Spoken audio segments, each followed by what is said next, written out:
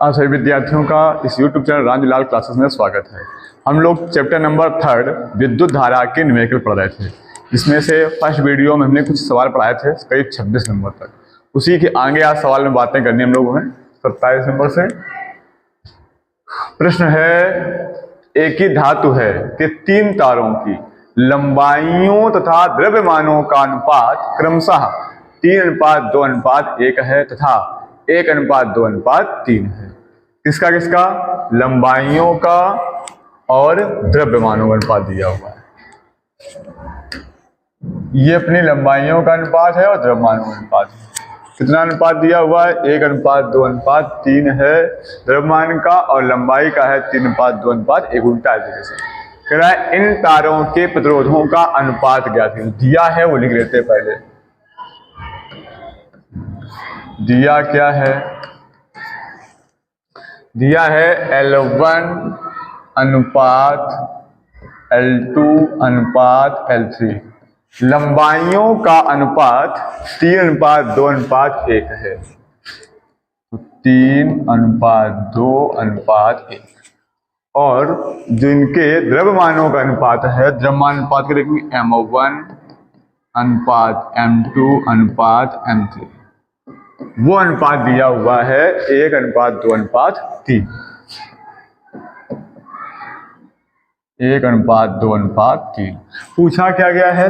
प्रतिरोधों का अनुपात पूछा गया है। R1 अनुपात R2 अनुपात R3 का मान क्या होगा? तो हमने पीछे कई प्रश्न ऐसे पढ़ रखे हैं जिनमें हमने फॉर्मूला पढ़ा है। तो यहाँ अगर सीधे हम अनुपात निकालेंगे तो R1 अनुपात R2 अनुपात R3 का सीधे फॉर्मूला होता है L1 स्क्वायर बटे M1 अनुपात L2 स्क्वायर बटे M2 अनुपात L3 स्क्वायर बटे M3। अब जरा मान रखिए तो R1 अनुपात R2 ये फार्मूला है। ये विश्व प्रतिरोध कांस्टेंट करके निकल के आता है। पीछे कई क्वेश्चन लगाए हैं, उनमें कई बार प्रतिरोध का फार्मूला हमने यूज कर रखा, देख सकते हैं जरा वीडियो आप।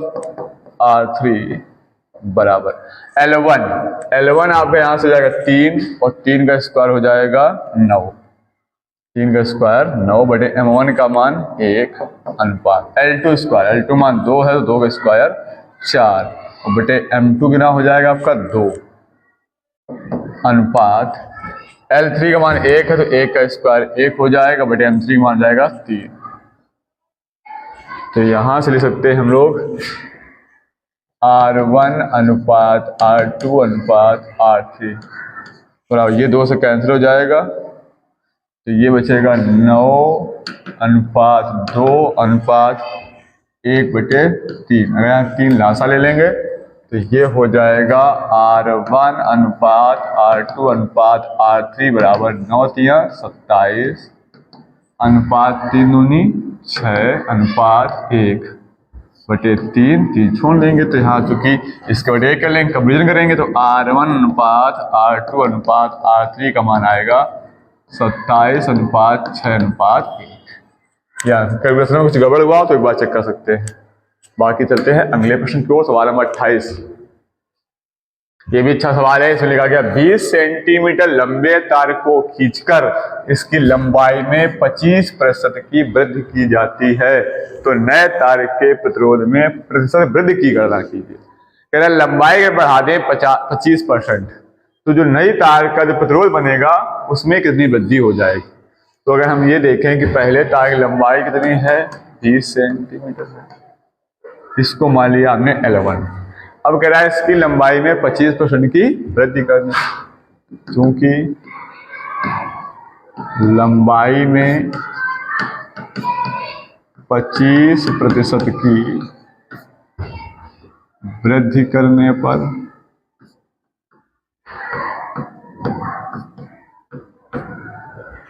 जो वृद्धि करेंगे उसको डेल्टा कहते हैं। इस L1 का 25% आपको बढ़ाना है। L1 आपका 20 सेंटीमीटर था गुणा 25 बटे 100, 25 चौको 100 4 पंचे 20। जो लंबाई बढ़ेगी वो कितनी बढ़ जाएगी 5 सेंटीमीटर। तो अब नई लंबाई क्या हो जाएगी उस नई लंबाई में होते हैं L2। पहले थी L1, उसमें डेल्टा L बढ़ गई, यानी पहले थी 20 सेंटीमीटर और अब 5 सेंटीमीटर बढ़ा दी गई है, तो अब लंबाई कितनी हो गई 25 सेंटीमीटर। तो कह रहा है प्रतिरोध में कितने परसेंट का परिवर्तन हो जाएगा। तो प्रतिरोध में प्रतिशत परिवर्तन के लिए आप जैसे जानते हैं प्रस्तुति में क्या होगा आपने कि डेल्टा R/R इंटू 100 होता है। ये है प्रतिरोध में प्रतिशत परिवर्तन।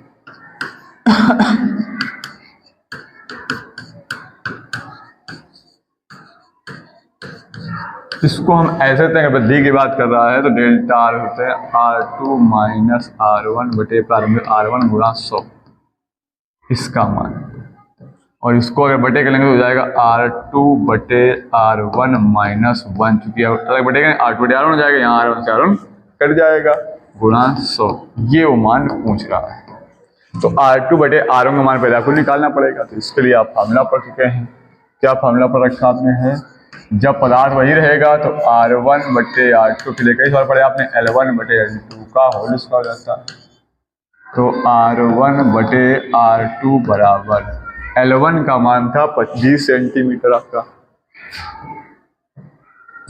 और L2 का मान हो चुका है 25 सेंटीमीटर। सेंटीमीटर से निकल जाए कोई दिक्कत नहीं होगी, तो यहाँ देंगे 25 पूरे का हो जाएगा होल स्क्वायर। 5 से काटेंगे, 5 चौको 20, 25। तो R1 बटे R2 4 चौको 16 बटे 25। अगर इसको हम R2 बटे R1 लिखेंगे तो ये हो जाएगा 25 बटे 16। R2 बटे R1 लिखेंगे तो लिख देंगे 25 बटे 16। अगर यहाँ रख देंगे मान आकर के हम, तो देखो R2 बटे R1 माइनस 1 इंटू 100 बराबर R2 बटे R1 का मान है 25 बटे 16 माइनस 1 इंटू 100% में 16 हो जाएगा, 16 25 घटा दोगे तो 9 बटे 16 गुणा 100, तो ऊपर हो जाएगा 900 बटे 16। 16 भाग कर देंगे, 16 पंचे 80, 16 पंचे 80, 80 10 100, फिर 100 हो जाएंगे। फिर 16 छक्का 96, 96 हो जाएंगे, बचेंगे 4 40, 16 नहीं 32, 8 बचेंगे, 16 पंचे 80। यानी प्रतिरोध में जो वृद्धि होगी वो 56.25%। अगर लंबाई वृद्धि आप करेंगे 25%, तो प्रतिरोध में वृद्धि हो जाएगी 56.25%। क्लियर है? इस प्रकार से आप सवाल को लगा सकते हैं। अगला क्वेश्चन देखिएगा, प्रश्न नंबर 29। ये जो सवालों की सीरीज है कंटिन्यू है, लगातार है, एक नंबर से कोई सवाल छूटा नहीं है, कंटिन्यू सवाल लोग पढ़ रहे हैं और 29 नंबर तक आ गए हैं। लिखा गया है 200 वोल्ट का एक बल्ब 0.2 एम्पियर की धारा लेता है, इसके तंतु की लंबाई 22 सेंटीमीटर। जो बल्ब में तंतु लगाया गया उसकी लंबाई 22 सेंटीमीटर है। तंतु के विशिष्ट प्रतिरोध जिसका मान है 7 गुणा 10⁻⁵ ओम इंटू सेंटीमीटर, तार के व्यास की गणना कीजिए। तो जो दिया है पहले लिख लेते हैं। हमें दिया है विभवांतर कितना 200 वोल्ट और रखी गई है धारा I कितनी है 0.2 एम्पियर। फिर क्या दिया गया, तंतु की लंबाई रखी गई 22 सेंटीमीटर, तो लंबाई L बराबर 22 सेंटीमीटर। अगर इसको मीटर बनाएंगे तो 22 गुणा 10⁻⁻2 मीटर। ये सब SI मात्रक है तो लंबाई को हमने SI में कन्वर्ट कर लिया। विशिष्ट प्रतिरोध रो का मान दिया गया है 7 गुणा 10⁻⁵ ओम इंटू सेंटीमीटर है, तो इसका भी सेंटीमीटर हटा देंगे तो 7 गुणा 10⁻⁵ ओम सेंटीमीटर में हो जाएंगे 10⁻⁻2 मीटर। तो ये 5 और 2 हो जाएगा 7, तो रो बराबर 7 गुणा 10⁻⁷ ओम इंटू मीटर। पूछ रहा है तार के व्यास D का मान क्या होगा। अगर त्रिज्या हम निकालें तो व्यास निकल आएगी। फार्मूला हम जानते हैं, फार्मूला होता है रो बराबर RA बटे L। यहाँ से अगर RA बराबर दें तो रोयल हो जाएगा, A अगर निकालना चाहते हैं तो रोयल बटे R बन जाएगा। तो हमें R क्या पता पड़ेगी, R प्रश्न में दिया नहीं, लेकिन R पता हो जाए इसके लिए उसने एक आपको इशारा किया है, किसका? V और I का। आपको वोल्टेज और करंट दे रखे हैं, तो यहाँ से आप R निकाल सकते हैं।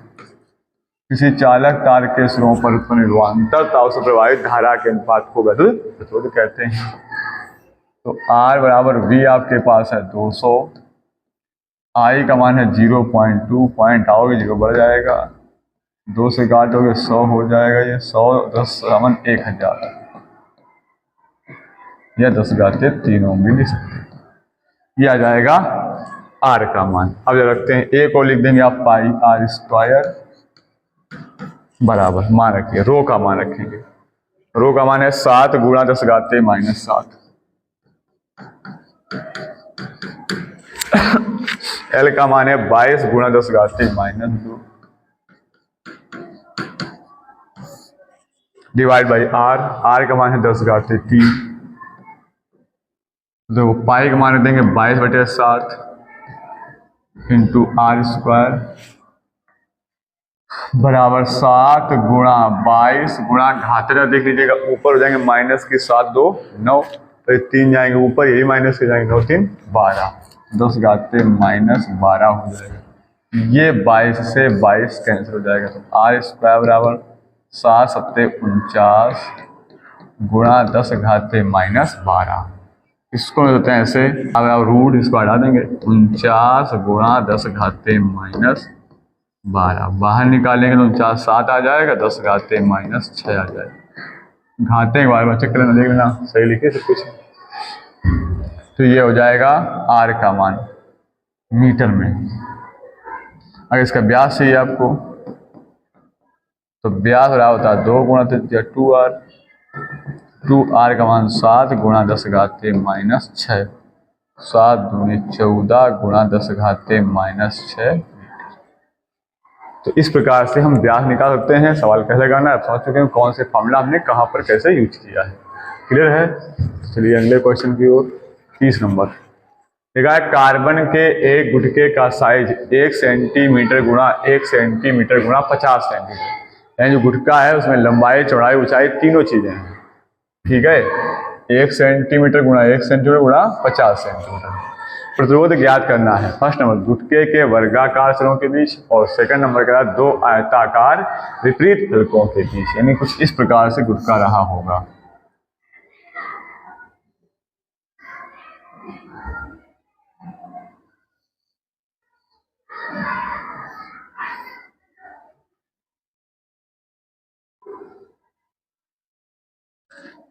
ये उसके वर्गाकार सिरे हैं ये वाले, और ये आयताकार सिरे हैं।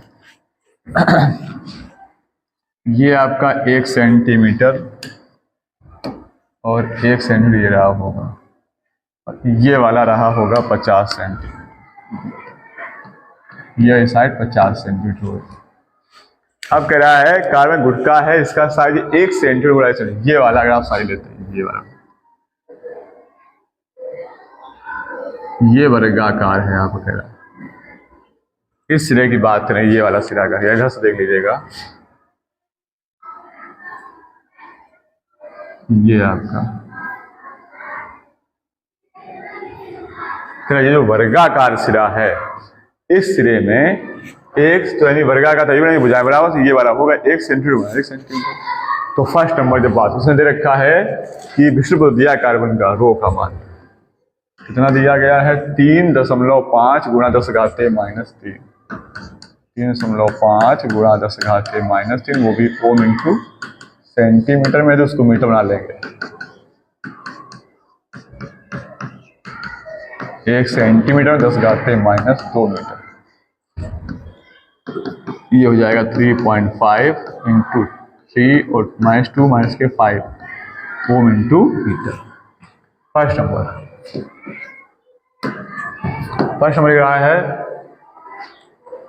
कह रहा है कि गुटके के वर्गाकार सिरों के बीच, वर्गाकार सिरों के लिए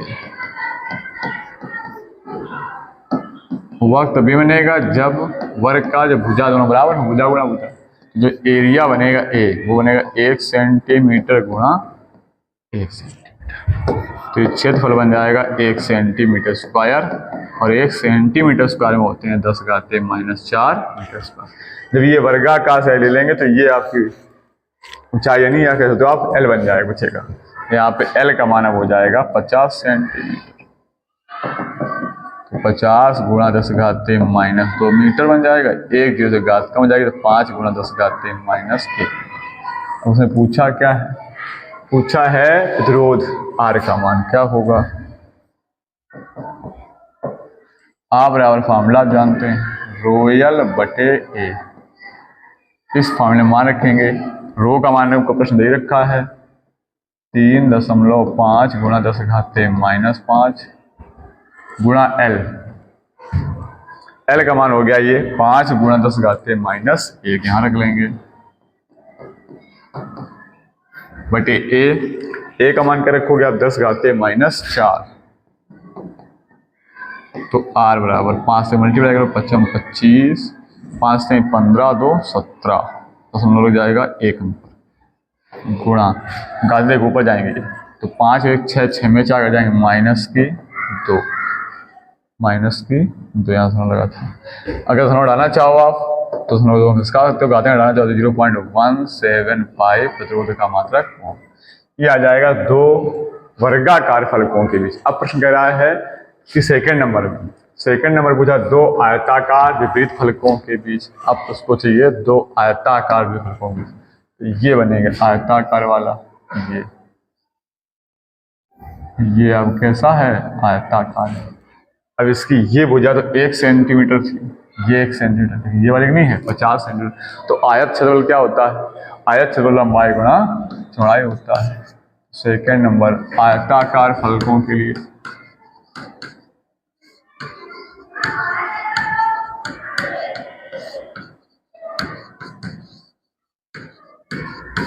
आयताकार जब फलकों की बात होगी तो यहाँ पे ये जो निकलेगा वो ये बनेगा 1 सेंटीमीटर गुणा 50 सेंटीमीटर, लंबाई गुणा चौड़ाई, तो ये हो जाएगा 50 सेंटीमीटर स्क्वायर।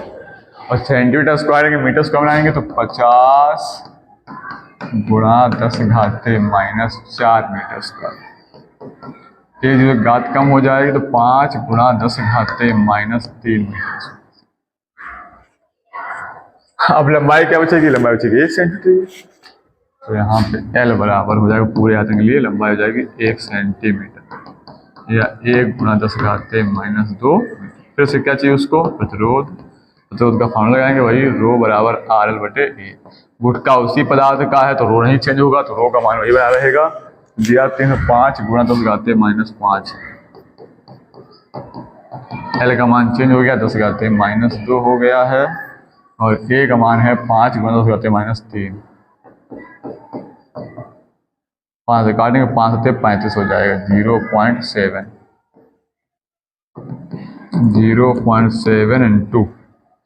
× देखो 5 2 7 हो जाएंगे, 7 3 घट जाएंगी -4, 5 2 7 घटे -4। ठीक है, ये बचेगा R बराबर घटाओगे अगर तो 7 × 10⁻⁻5 कोण सकते हो, जैसा चाहो ऐसा ना कर सकते हो। इस टाइप से लगा सकते हो आप इस क्वेश्चन को। थोड़ा समझना था, बाकी नॉर्मल प्रश्न। चलते हैं अगले क्वेश्चन की ओर। 31 नंबर। 31 में लिखा एक पदार्थ के 50 सेंटीमीटर लंबे तथा 0.2 मिलीमीटर व्यास वाले तार का प्रतिरोध 0.8 ओम है। एक अन्य पदार्थ की, अब पदार्थ चेंज हो गया है, दूसरा 2 तार हैं यहाँ पे। एक अन्य पदार्थ के 75 सेंटीमीटर लंबे और 0.1 मिलीमीटर व्यास वाले तार का प्रतिरोध 1.5 ओम। उसका कहना यह है कि 2 तार हैं,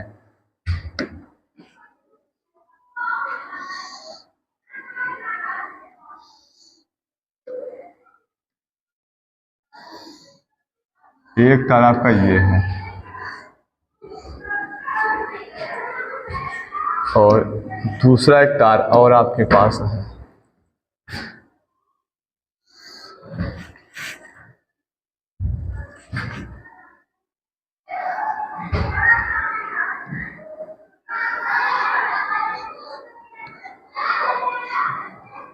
ये 2 तार अलग अलग पदार्थों के हैं।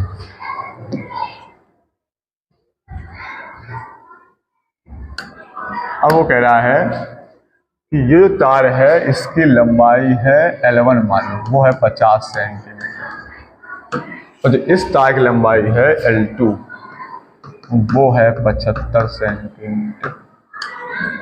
दूसरी बात कह रहा है कि जो इसका व्यास है वो 0.2 मिलीमीटर, ये व्यास D1, ये है 0.2 mm, और इस तार का जो व्यास है D2 वो है 0.1 mm। इस तार का जो प्रतिरोध है, इस तार का जो प्रतिरोध है R1 वो कह रहा है 0.8 ओम है, और जो इस तार का प्रतिरोध है वो लिख रहा है 1.5 ओम है R2। इस पदार्थ का जो विशिष्ट प्रतिरोध है वो रो है, और जो इस पदार्थ का विशिष्ट प्रतिरोध है वो उसको रो 1 मानेंगे, इसको रो 2 मान लेते हैं। ये रो 1 है, वो रो 2 है। अब कह रहा है दोनों का अनुपात पूछा जा रहा है। L1 का मान 50 सेंटीमीटर, D1 पता है 0.2 मिलीमीटर, तो D1 व्यास त्रिज्या हो जाएगी 0.1 मिलीमीटर। प्रतिरोध यहाँ पे R1 बराबर है 0.8 ओम। दूसरे तार के लिए L2 बराबर है 75 सेंटीमीटर, D2 बराबर है 0.1 मिलीमीटर, व्यास की आधी त्रिज्या हो जाएगी 0.05 मिलीमीटर, और इसके लिए R2 का मान है 1.5 ओम, और रो1 अनुपात रो2 का मान पूछा जाता है। तो फॉर्मूला लिखेंगे रो1 बराबर R1 R होता है R1 A1 बटे L1, या इसको देते हैं हम R1 एक देंगे पाई R1 स्क्वायर बटे L1, समीकरण नंबर फर्स्ट। जब दूसरे तार लिखेंगे, ये हो गया प्रथम तार के लिए, और जब दूसरा तार लेंगे तो दूसरे तार के लिए ये रो2 हो जाएगा, रो2 हो जाएगा R यहाँ R2 यहाँ हो जाएगा पाई R2 स्क्वायर बटे L2। समझ में कैसे हुआ है, समीकरण सेकंड। दोनों बात पूछा है तो सभी डिवाइड कर देंगे, समीकरण फर्स्ट डिवाइड बाई सेकंड से, बाएं बाएं पर डिवाइड हो जाएंगे, रो1 बटे रो2। रो1 का मान रखेंगे, ये लिखा रो1 का मान क्या है R1 पाई R1 स्क्वायर बटे L1 बटे R2 पाई R2 स्क्वायर बटे L। अब देखिए पाई से पाई तो जाएगा कैंसिल, ये चला जाएगा ऊपर, तो रो1 बटे रो2, ये हो जाएगा R1 बटे R2 इंटू ये साली का है, ये हो जाएगा R1 बटे R2 का होल स्क्वायर, गुणा ये हो जाएगा L2 बटे L1।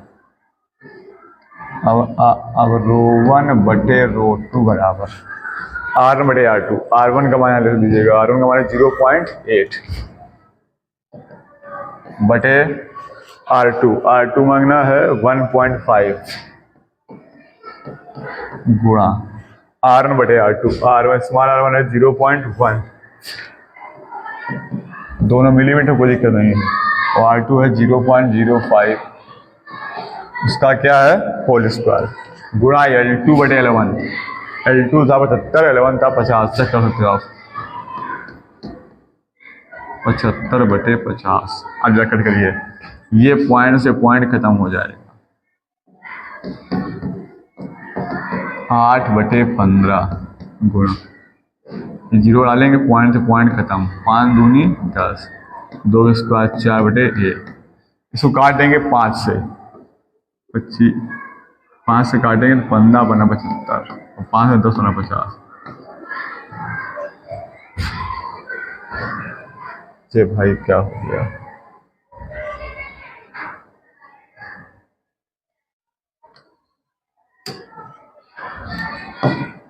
हाँ, तो ये हो जाएगा 15/10।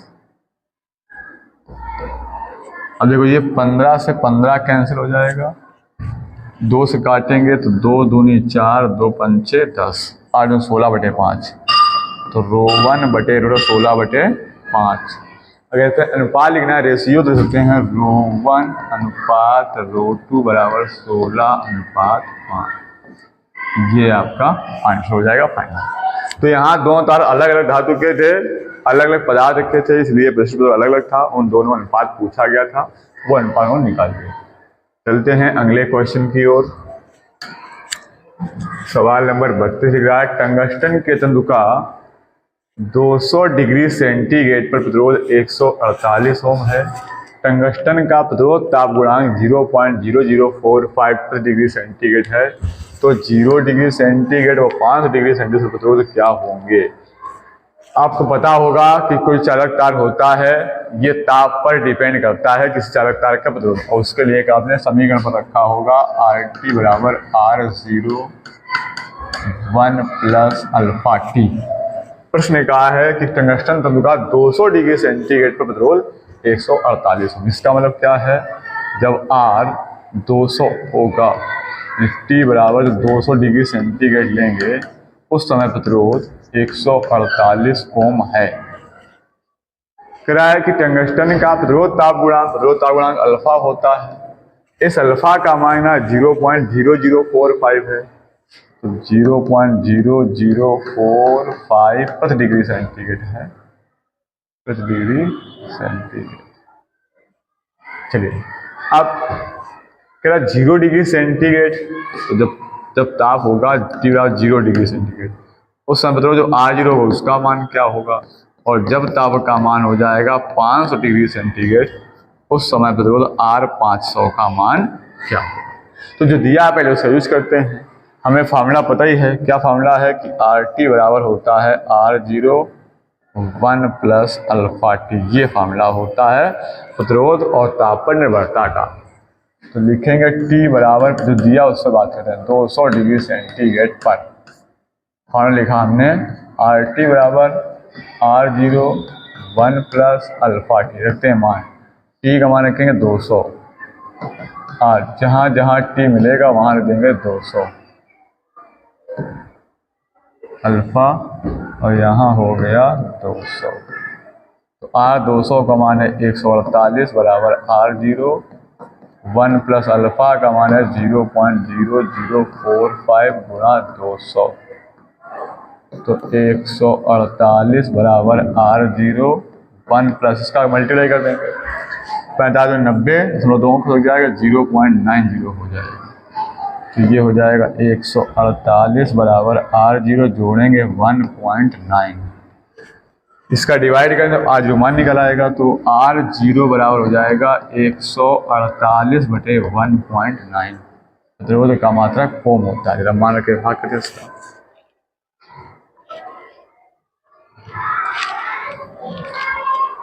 एक 148 में भाग करना है 1.9, यार 77.89, 77.89 ओम। इसको हम करीब लिख सकते हैं आज 78 ओम के लगभग। तो ये हो जाएगा जब ताप 0 डिग्री सेंटीग्रेड है, उस समय प्रतिरोध आज पूछा था। अब करें R500 का मान बताओ, तो R500 के लिए क्या करेंगे, तो लिखेंगे T बराबर 5 डिग्री सेंटीग्रेड पर, फिर वही RT हो जाएगा 500। आज जो मान आप निकाल चुके हो 78 आ चुका है, 1 प्लस अल्फा का मान 0.0045, T का मान आपको यहाँ 500 कह रहा है, तो R500 बराबर 78, 1 प्लस गुणा कर लेंगे, 50 पंचे 225 आ जाएगा, देखो जाएंगे,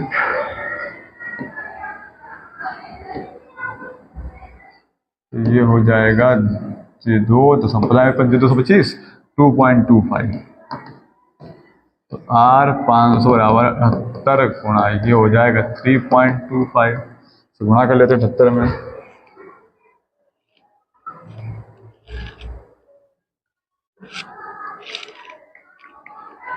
लगभग 253.15 आ जाएगा।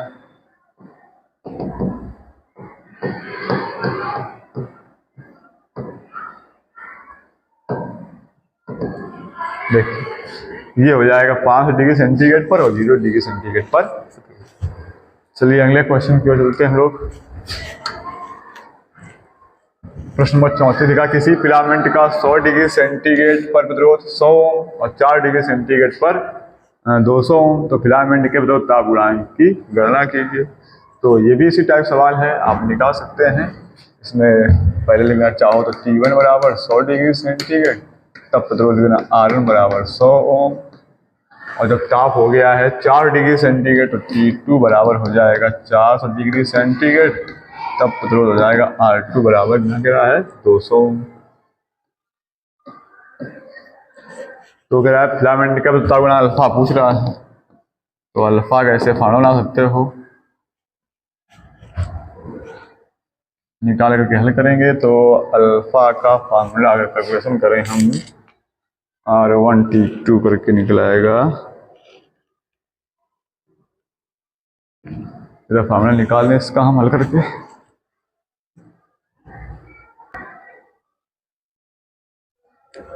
ये करीब निकल के आता है, कुछ ऐसे निकल के आता है। एक बच्चे करना R1 T2 minus R2 T1 बटे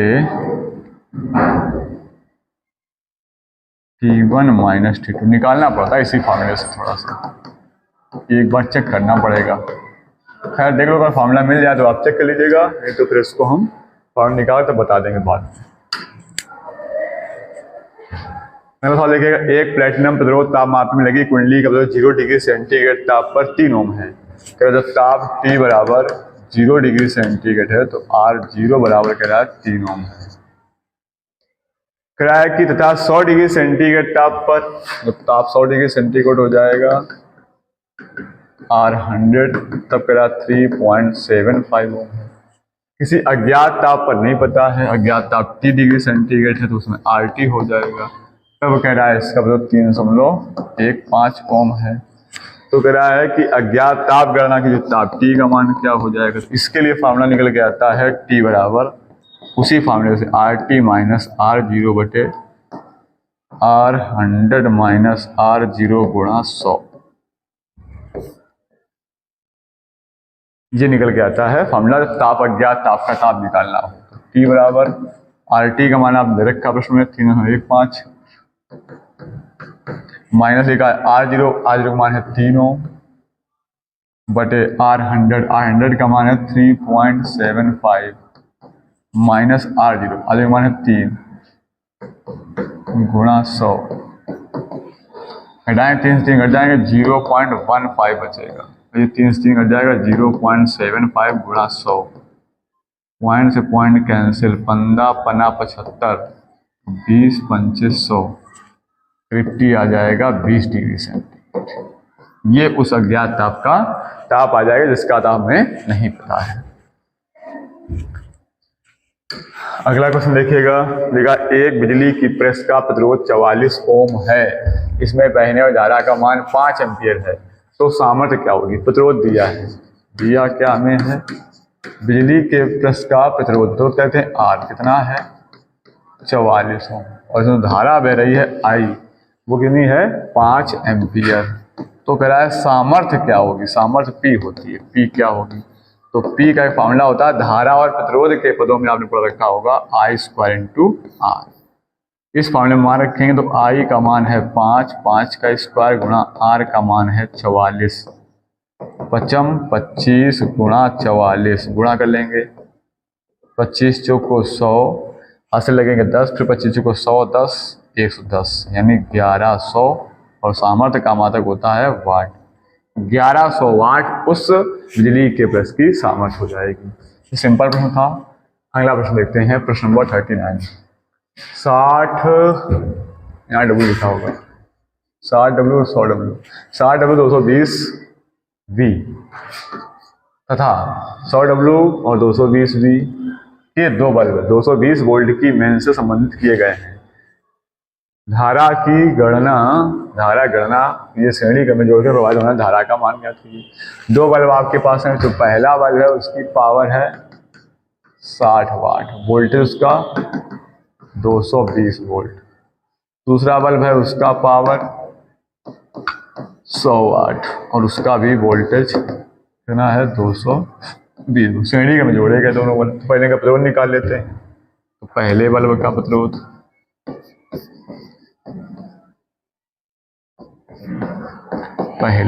का प्रतिरोध निकालेंगे कैसे?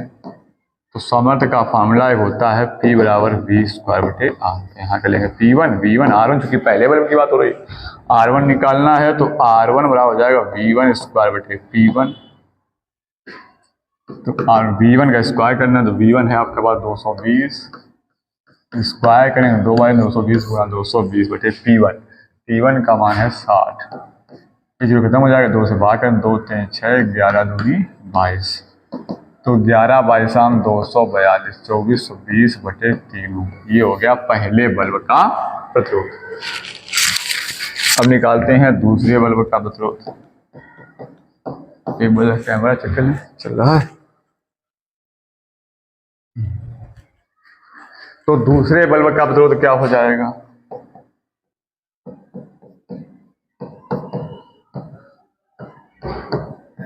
उसको हम लोग R2 कह लेंगे। जैसे पहले बल्ब को R1 कहा था यहाँ पर, तो यहाँ हो जाएगा V2²/P2।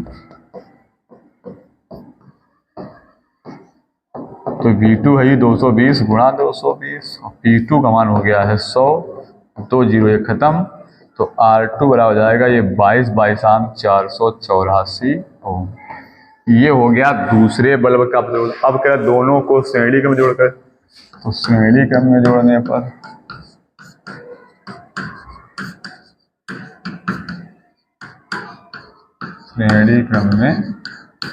पर तो R बराबर फॉर्मूला क्या श्रेणी में का होता है R1 प्लस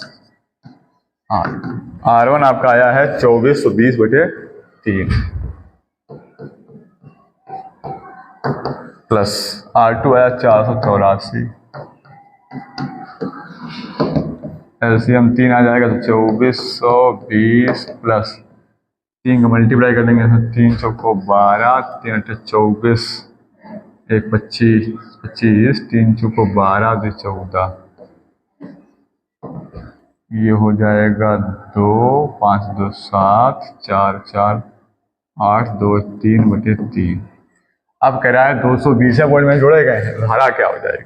धारा I बराबर होता है V/R। V का मान 220/R का मान ये है 3872/3। तो ये 3 बच जाएगा 2266/3872। 660 भाग करेंगे 3872 से। 660 भागित 3872 0.17। ये करंट आ जाएगी 0.17 एम्पीयर, क्योंकि श्रेणी की धारा समान रहेगी, दोनों बल्बों में ये धारा प्रवाहित होगी। Question number 40। देखा एक बल्ब पर 100 वाट तथा 220 वोल्ट अंकित है। जब बल्ब जल रहा हो तब उसमें प्रतिरोध एवं उसमें प्रवाहित धारा। कह रहा है कि बल्ब का 100 वाट का पावर है। पावर कहते हम लोग पीले देते हैं, तो उसने P बराबर दिया हुआ है 100 वाट और 220 वोल्ट अंकित है, तो विभव V बराबर है 220 वोल्ट। कह रहा है जब बल्ब जल रहा है तब उसमें प्रतिरोध यानी R और उसमें प्रवाहित धारा यानी I का मान क्या होगा? तो बल्ब के प्रतिरोध के लिए आपने पढ़ रखा है, अभी फॉर्मूला लिखा था P V²/R। जब R निकालेंगे तो R बन जाता है V²/P। तो V का स्क्वायर तो 220 है, 220 स्क्वायर करें 220 गुणा 220/P का मायना है 100। ये 0 0 खत्म, तो 22 22 484 और प्रतिरोध का मात्रक हो जाएगा हो। ये आ गया बल्ब का प्रतिरोध। धारा पूछी है, बल्ब में धारा दो फॉर्मूले हैं, चाहे I/V/R लगा दो या सीधे आपने पढ़ रखा है P बराबर वी आई, यहाँ निकाल सकते हो, I बराबर P बटे वी लगा सकते हो, या आप लगा दो V बराबर आई आर से, तो I बराबर V बटे आर, आंसर दोनों सेम आएगा। P का मान क्या रखेंगे, P का मान है 100 और V का मान है 220, जो कट जाएगा तो 10/22 एम्पियर में। अब इसका भाग करते हैं तो समझ आएंगे, 100 हो जाएंगे, 22 पंचे 100 बचेंगे नहीं, 100 नहीं 22 पंचे 10 ज़्यादा हो जाएंगे, कर दिया भाई, 20 पंचे 100 होते हैं, 22 चौको 88, 4 बार जाएगा, 22 चौको 88, 88 1200 120, फिर 22 पंचे 100, फिर बचेंगे 88 12 बचे 88 12, फिर 120, फिर 22 पंचे 10 10 बचे, फिर 100, फिर 22 88 जाएगा, 0.454 एम्पियर। इस प्रकार से आ जाएगी बल्ब में धारा। चलते हैं अगले क्वेश्चन की ओर।